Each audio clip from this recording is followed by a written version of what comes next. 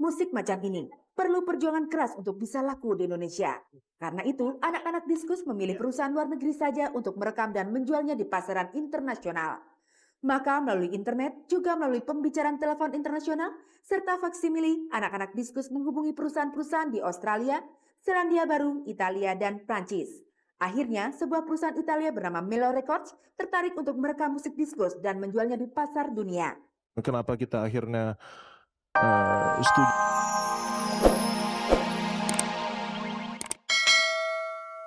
Pemirsa, sore ini telah kami siapkan sederet sajian menarik. Antara lain, parade gambar dokumentasi Kabar Kabari sejak 3 tahun yang lalu sampai sekarang. Dari dokumentasi itu, kami susun kisah hidup artis-artis yang berbeda dari tahun ke tahun. Dulu mereka pacaran dengan si itu, tapi tahun berikutnya menikah dengan si ini. Banyak artis yang seperti itu. Atau ada artis yang dulu tampak sehat, kini berjalan pun tak berdaya. Kisah hidup dari sejumlah artis itu bisa Anda simak sore ini melalui dokumentasi 3 tahun Kabar Kabari. Dan juga jangan Anda lewatkan bincang-bincang kami dengan Joy McIntyre yang baru saja menggairahkan kaula muda Jakarta. Halo, apa kabar?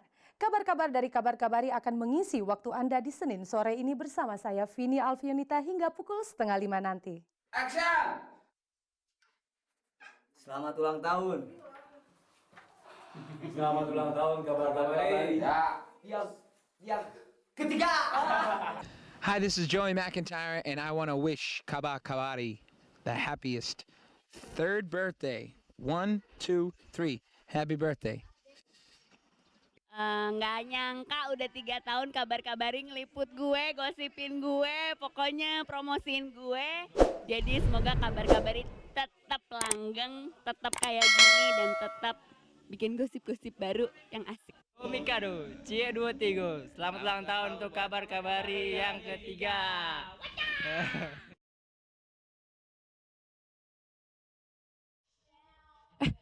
Nggak terasa ya? 1, 2, 3. Kabar-kabarnya udah 3 tahun ya. Waduh, mudah-mudahan masih akan banyak hari-hari dan tahun-tahun yang bisa bikin kabar-kabari selalu go for it. Oke, happy birthday. Selamat ulang tahun yang ketiga buat kabar-kabari. Semoga kabar-kabarnya selalu berkibar. Selamat ulang tahun kepada kabar-kabari yang ketiga. Iya. Satu, tiga. Panjang umurnya, panjang umurnya, panjang umurnya. Itulah pemirsa, begitu banyak ucapan selamat dari para artis menyambut ulang tahun ketiga Kabar Kabari yang jatuh pada hari Rabu tanggal 28 Juli nanti. 3 tahun Kabar Kabari, 3 tahun Anda semua bersama kami di RCTI, dan 3 tahun Anda telah menyimak berbagai kabar di seputar dunia artis dan orang terkenal lewat Kabar Kabari. Pemirsa, ingatkah Anda pada Kabar Kabari episode pertama yang waktu itu ditayangkan RCTI pada hari Minggu tanggal 28 Juli 1996 pukul 4:30 sore. Pada penampilan perdana itu, Kabar Kabari menampilkan 8 artis dengan berita masing-masing. Ada Isdania yang sedang berkunjung ke Jakarta untuk rekaman album. Ia disertai suaminya yang berwarganegaraan Swedia, dan sampai sekarang Is ikut suaminya menetap di sana. Pada Kabar-Kabari episode 1 itu juga kami tampilkan gambar Guru Soekarno Putra dan Cintami Atmanegara yang sedang berulang tahun, serta Ahmad Albar dan Cut Keke. Kemudian ada pula gambar Hari Rusli yang sedang pentas musik, serta kami perkenalkan sebuah grup baru yang bernama Plastic Band, dan Andre Hanusa dengan aktivitasnya. Untuk sajian video klip waktu itu, Kabar-Kabari memilih trio vokalis yang menamakan diri Black Skin, membawakan sebuah lagu rap berjudul Cewek Matre. Hello, I'm Phil Collins, and you're watching Kabar Kabari on RCTI. Pemirsa, itulah Kabar Kabari tayangan pertama 3 tahun yang lalu, 28 Juli 1996. Kini 3 tahun kemudian, 26 Juli 1999. Dan hidup terus berputar dengan menaburkan nasib sendiri-sendiri kepada setiap orang. 3 tahun yang lalu, Cut Keke dan Ahmad Albar telah berpacaran, bahkan sudah menyinggung rencana pernikahan segala. Namun tahun 1999 nasib berbicara lain. Pada tanggal 13 Mei lalu, Kabar Kabari episode 242, kami menyajikan gambar Cut Keke yang mengadakan konferensi pers untuk mengumumkan putusnya hubungan mereka.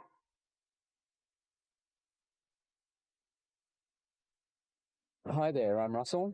And I'm Graham, of course we're Air Supply, and you're watching Kabar Kabari.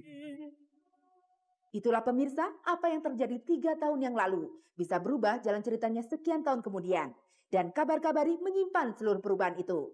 Dalam 3 tahun kehadiran Kabar Kabari di RCTI, begitu banyak gambar yang kami miliki. Gambar lainnya adalah yang kami tayangkan pada episode 5, tanggal 25 Agustus 1996. Inilah gambar Nugi saat pacaran dengan Nita Tilana. Bahkan pada Kabar Kabari episode 70 yang ditayangkan tanggal 8 September 1997, kedua insan ini telah menyinggung-nyinggung rencana pernikahan. Tapi seperti halnya dengan Cut Keke dan Ahmad Albar, dongeng cinta Nugi dan Nita Tilana berantakan di tengah perjalanan waktu. Pada Kabar Kabari episode 125, tanggal 26 Maret 1998, keluar pernyataan kedua artis ini telah putus hubungan.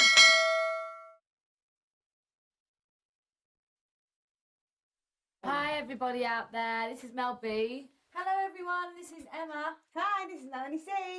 Hi, this is Victoria. And this is Jerry. And we're the Spice Girls. And you're watching Kabar Kabari. Pemirsa, masih banyak dokumentasi lainnya yang kami miliki.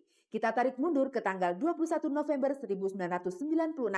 Kabar Kabari episode 18. Ini adalah gambar Aris Sigit, cucu Pak Harto yang punya hobi musik.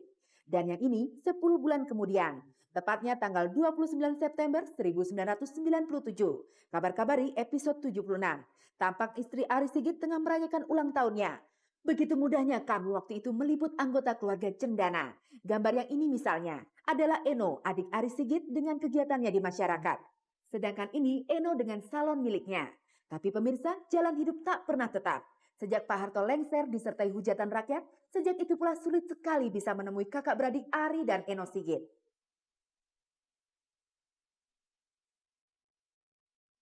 Hi, we're the Backstreet Boys, and you're watching Kabar Kabari.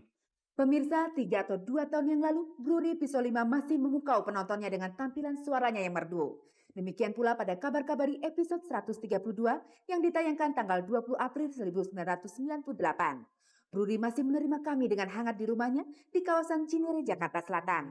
Tapi 6 bulan kemudian, Kabar Kabari episode 179 tayangan tanggal 1 Oktober 1998 menampilkan gambar sebaliknya.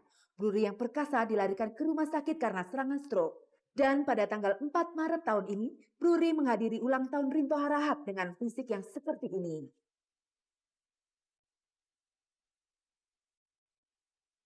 Pemirsa, kecuali Tuhan, tak ada yang pernah tahu nasib manusia. Siapa yang menduga Bruri Pisolima berjalan pun kini tak berdaya. Dan siapa pula yang bisa menduga Bella Safira pada akhirnya ditinggal Aji Mas Said. Kabar Kabari episode 168 tayang tanggal 24 Agustus tahun lalu masih menampilkan Bella Safira yang pacaran dengan Aji Mas Said. Tapi nyatanya tanggal 11 Februari tahun ini, Kabar Kabari episode 181 telah menyajikan gambar lain. Gambar Aji menikah dengan Reza. Atau gambar berikut ini misalnya, gambar hangatnya perkawinan Ria Irawan dengan Yuma yang direkam Kabar Kabari episode 36 tayangan bulan April 1997. Namun kira-kira 18 bulan kemudian, tepatnya pada Kabar Kabari episode 176 yang ditayangkan 21 September 1998, gambar perkawinan Ria dan Yuma berubah menjadi sebaliknya. Mereka memutuskan bercerai. Itulah pemirsa, siapa yang bisa menduga nasib manusia. Yang bisa dilakukan hanyalah mengabadikan gambar demi gambar. Dan begitu banyak gambar yang telah kami miliki sepanjang 3 tahun ini. Gambar-gambar lama yang barusan Anda lihat tadi. Gambar-gambar yang merekam perjalanan hidup manusia.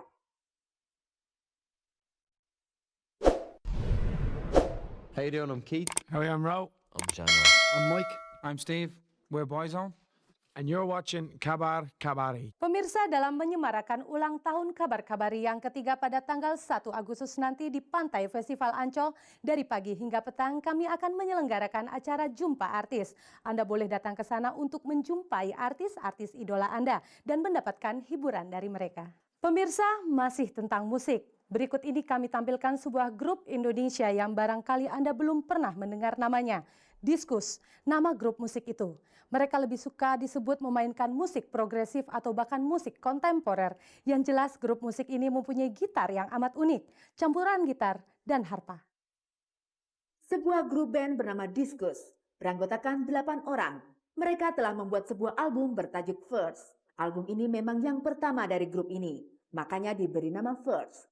Menyimak musiknya terasa sekali mereka mencampur aduk berbagai warna jadi satu. Ada rock, ada pop, ada jazz, bahkan juga klasik. Entah apa namanya musik gado-gado macam ini. Tapi mereka lebih suka menyebut aliran progresif. Atau kalau mau diluaskan lagi, mereka mengatakan ini musik kontemporer. Pemirsa, mari kita dengar contohnya.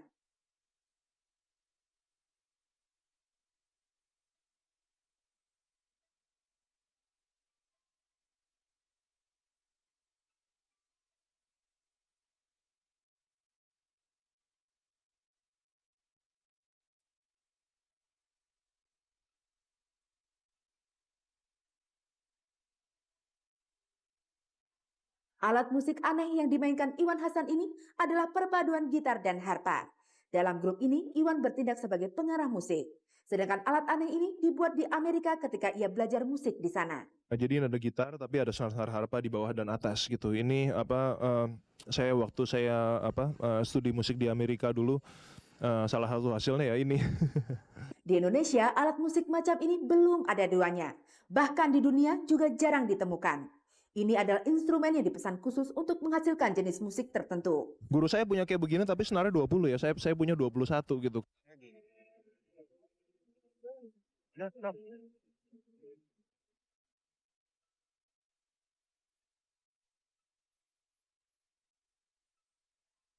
Musik macam ini perlu perjuangan keras untuk bisa laku di Indonesia. Karena itu, anak-anak Diskus memilih perusahaan luar negeri saja untuk merekam dan menjualnya di pasaran internasional. Maka melalui internet, juga melalui pembicaraan telepon internasional, serta faksimili, anak-anak Diskus menghubungi perusahaan-perusahaan di Australia, Selandia Baru, Italia, dan Prancis. Akhirnya, sebuah perusahaan Italia bernama Melo Records tertarik untuk merekam musik Diskus dan menjualnya di pasar dunia. Kenapa kita akhirnya setuju dengan Melo Records, kan memang kita tahu bahwa mereka ini untuk musik progresif ya. Mereka adalah salah satu di antara dua label yang khusus progresif ya. Itu yang terbesar di dunia. Yang terbesar itu ini ya Musea di Prancis, tapi yang keduanya Melo Records di Italia itu. Dan jadilah album bertajuk First. Setelah itu barulah album ini beredar di Indonesia. Pemirsa, untuk saat ini rasanya memang begitulah nasib musik kontemporer di Indonesia. Tak banyak orang menyukai. Jadi tak ada salahnya kalau menghubungi perusahaan-perusahaan rekaman luar negeri saja.